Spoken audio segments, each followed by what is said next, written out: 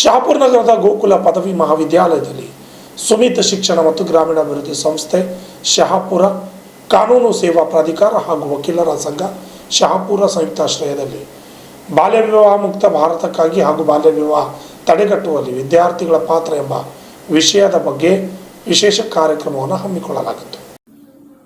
ಉದ್ಘಾಟಕರಾಗಿ panel ವಕೀಲರಾದ Shrimati B Fatima ಆಗಮಿಸಿದರು. ಈ ಕಾರ್ಯಕ್ರಮದಲ್ಲಿ ತಾಲೂಕಾ ಮಹಿಳಾ ಮತ್ತು ಮಕ್ಕಳ ಕಲ್ಯಾಣ ಇಲಾಖೆ ತಾಲೂಕಾ ಅಧಿಕಾರಿಗಳ ಮಲ್ಲಣ್ಣ ದೇಸಾಯಿ ಮಾತನಾಡಿ, ಬಾಲ್ಯ ವಿವಾಹವು ಒಂದು ಅನಿಷ್ಟ ಪದ್ಧತಿ. ಇದರಿಂದ ಸಾಕಷ್ಟು ತೊಂದರೆಗಳು ಬರಲಿದ್ದು, ಎಲ್ಲೇ ಬಾಲ್ಯ ವಿವಾಹ ನಡೆದರೂ ಕೂಡ ನಮ್ಮನ್ನು ಸಂಪರ್ಕಿಸಿ ನಾವು ಕ್ರಮ ಕೈಗೊಳ್ಳುತ್ತೇವೆ ಎಂದರು.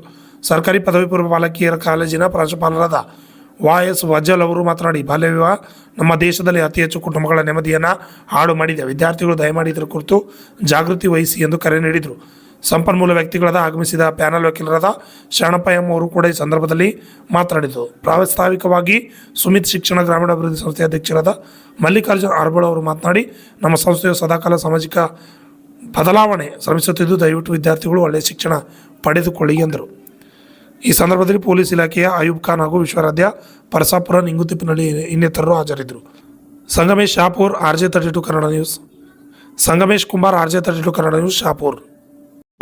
ಹೀಗೆ ಹಲವಾರು ಕಾನೂನುಗಳನ್ನ ಸರ್ಕಾರ ಜಾರಿಗೆ ತಂದಿರ್ತಕ್ಕಂಥದ್ದು.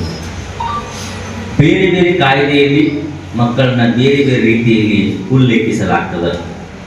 ಆದರೆ ಒಂದನ್ನು ಮಾತ್ರ ನಾವು ತಿಳ್ಕೋಬೇಕು, ಮಕ್ಕಳು ಅಂದರೆ ಎಲ್ಲ ಕಾಯ್ದೆಗೆ ಉಲ್ಲೇಖ ಆಗ್ತಕ್ಕಂಥದ್ದು ಅಥವಾ ಒಂದು ಸೆಕ್ಷನ್ನಲ್ಲಿ ಅದನ್ನು ಹೇಳ್ತಕ್ಕಂಥದ್ದು ಏನಂತಂದ್ರೆ 18 ವರ್ಷದ ಒಳಗೆ ಇರ್ತಕ್ಕಂಥ ಎಲ್ಲ ಮಕ್ಕಳನ್ನು ನಾವು ಗಂಡಿರಲಿ ಹೆಣ್ಣಿರಲಿ ಅವುಗಳನ್ನ ಮಕ್ಕಳ ಅಂತೇಳಿ ನಾವು ಕರಿತೀವಿ. ಮಕ್ಕಳು ದೇಶದ ಆಸ್ತಿ. ಈಗಿನ ಮಕ್ಕಳೇ ಇಲ್ಲ, ತಪ್ಪು. ಈಗಿನ ಮಕ್ಕಳೇ ಈಗಿನ ಪ್ರಜೆಗಳು, ಮುಂದಿನ ಪ್ರಜೆಗಳಲ್ಲ, ಈಗಿನ ಪ್ರಜೆಗಳು.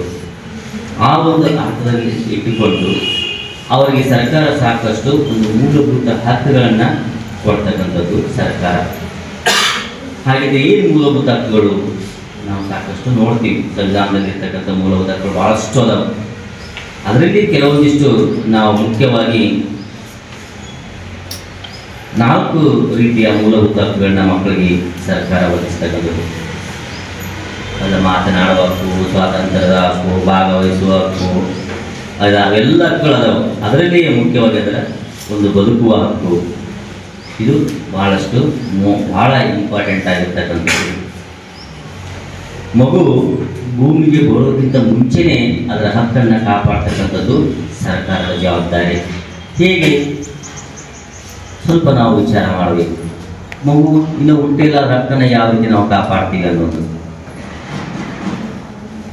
ಮೊದಲಿಗೆ ಮಕ್ಕಳ ಹಕ್ಕನ್ನು ಕಾಪಾಡ್ತಕ್ಕಂಥ